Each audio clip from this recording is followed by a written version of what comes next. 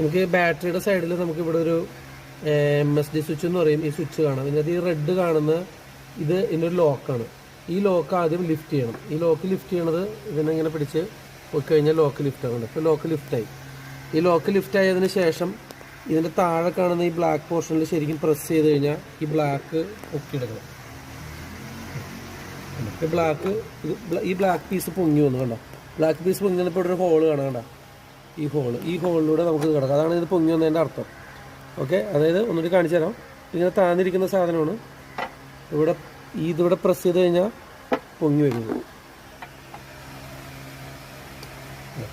പൊങ്ങി വന്നു. ഇത് MSD സ്വിച്ച് എന്ന് പറയും. ഈ സ്വിച്ച് നമ്മൾ ഫസ്റ്റ് ബാറ്ററി ടൈറിന് എന്ത് വർക്ക് ചെയ്യുമ്പോഴും ഇതാദ്യം ലിഫ്റ്റ് ചെയ്ത് വെക്കണം. ഓക്കെ, അതിനുശേഷം നമ്മളിത് നെഗറ്റീവ് ടെർമിനൽ ഇത് അഴിച്ച് ഇങ്ങനെ ഇതേപോലെ ബാക്കിലേക്ക് വയ്ക്കുക. നെഗറ്റീവ് ടെർമിനൽ അഴിച്ച് ബാക്കിലേക്ക് വയ്ക്കുക. എന്നിട്ട് ഫ്യൂസ് ബോക്സ് എടുക്കുക. ഈ ഫ്യൂസ് ബോക്സിൽ 2 ഫ്യൂസ് ഉണ്ട്.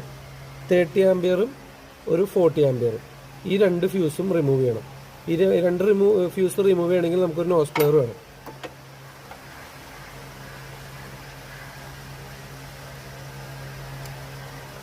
ഇത് റിമൂവ് ചെയ്തു മാറ്റി വയ്ക്കുക.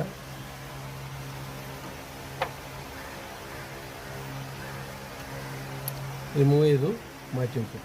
അപ്പോൾ നമ്മൾ കറക്റ്റായിട്ട് ഇത് അറിയേണ്ടത്, നമ്മൾ ഈ കറക്റ്റ് തിരിച്ച് വെക്കുമ്പോൾ കറക്റ്റ് പൊസിഷനിൽ തന്നെ തിരിച്ച് വെക്കണം. 30യുടെ സ്ഥാനത്ത് 30 തന്നെ വെക്കണം. 40യുടെ സ്ഥാനത്ത് 40 തന്നെ വെക്കണം.